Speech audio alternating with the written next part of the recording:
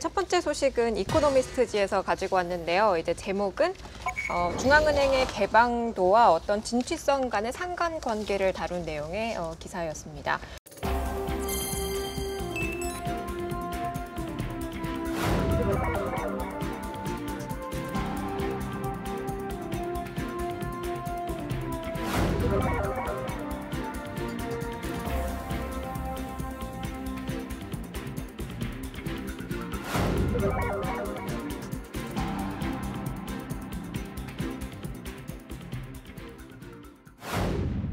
최근 중앙은행의 높은 개방도가 이사회 멤버들로 하여금 어떤 정치인으로 변질시킬 수 있다는 보고서가 나왔는데요. 이제 논문의 저자 같은 경우는 FOMC의 회의록을 공개하기로 했던 1993년을 기준으로 그 전후에 있었던 어떤 경제 정책 토론회에서의 위원들의 행동 변화를 분석했다고 합니다. 아무래도 공개 이후에는 경제적 이슈와 데이터 인용이 상당 부분 많이 늘은 것은 사실인데요. 대중한테 아무래도 그 회의록을 공개하다 보니까 그 브리핑 노트 작성에만 너무 혈안이 되어 있다라고 지적을 하고 있고요. 또 뿐만 아니라 그 멤버들의 질문과 발언이 상당 부분 많이 줄어들었고 의장의 의견을 상당히 많이 따르게 됐다라고 얘기를 하고 있는데요. 저자는 그 이유를 특정 정책을 지지했을 경우에 맞게 될 어떤 역효과나 어떤 역풍에 대해서 우려해서 이런 게 아닌가 하고 추정했던 그런 보고서 내용이었습니다. 자, 갑자기 이게 공개 안 하던 거를 이렇게 공개를 왜 하게 된 거예요, 도대체? 거의 20년이 넘은 일이어서. 그 이유는 모르는? 예, 아무도 모르더라고요. 우리는 얼마 안 됐죠? 우리는 한 2, 3년 됐나요? 예. 우리는 왜 갑자기 공개? 우리는 뭐 글로벌 스탠다드가 그거다라고 공개다라고 믿었던 점도 있는 것 같고요. 그다음에 이제 이걸 공개함으로써 조금 더 이제 책임 있는 그런 발언들 뭐 이런 것들을 기대하고 아마 공개를 한 것 같습니다. 근데 그렇게 치면 이제 우리 공개하는 게 장점이 있느냐 단점도 있느냐 뭐 이런 얘기를 우리가 안 해볼 수 없는데 네. 한번 돌아가면서 한번 얘기해 봐주세요. 일단 시장하고 소통을 할 수 있다는 게 계속 우리가 한은에 원하는 게 그거잖아요. 소통을 해달라. 그런 측면에서 이제 더 의견을 알 수 있고 예측을 할 수 있고 그렇지 않나 싶어요.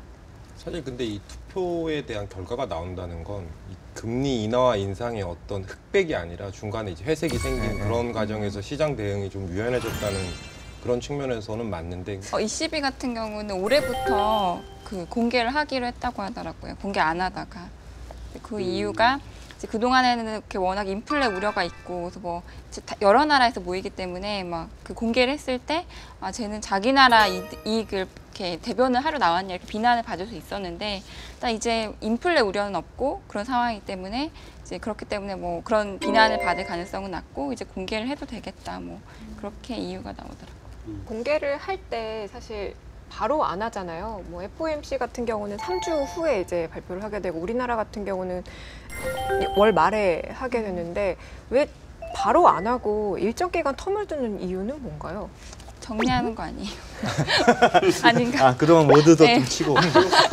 공무원들이 아니라 아무래도 바로 하는 것보다는 그 분위기가 좀 식고 좀 이슈가 다른 쪽으로 좀 이동할 시간적 여유를 좀 준 다음에 하는 게 어떤 시장에 대한 어떤 지나친 영향력 같은 걸 줄이는 데 도움이 되니까 그렇게 하는 거죠. 근데 발표 날 만장일치였다 아니었다는 얘기 하잖아. 그렇죠. 예. 얘기하고 그다음에 기자들이 물어보면 또 다 답하잖아. 그렇더라도 구체적인 어떤 발언 뭐 이런 것까지는 이야기 안 나오겠죠. 근데 가끔씩 이제 우리가 예상했던 만장일치가 아니었습니다. 한 명이 무슨 뭐 반대였습니다. 그러면 그게 우리는 누굴 것이다. 라고 생각을 했는데 나온 거 보면 딴 사람이 이렇단 말이야. 근데 그건 아무 상관이 없잖아. 사실. 아니죠. 또 상관이 있죠. 그렇지 않을 것 같은 사람이 이제 금리 인하를 주장했다 그러면 우리가 예상하는 것보다 한 표가 더 있다. 또 이렇게 또 시장은 또 머리를 아니 진짜 한 명밖에 없는 건데 어차피. 근데 이제 그 전까지는 이제 금리 인하냐 뭐 동결이냐 요것만 알게 되다가 몇 사람이 인하를 주장했고 몇 사람이 동결을 주장했냐 알게 되면 그 사이에 어디쯤인가 의견이 있었는지를 알게 되는데요.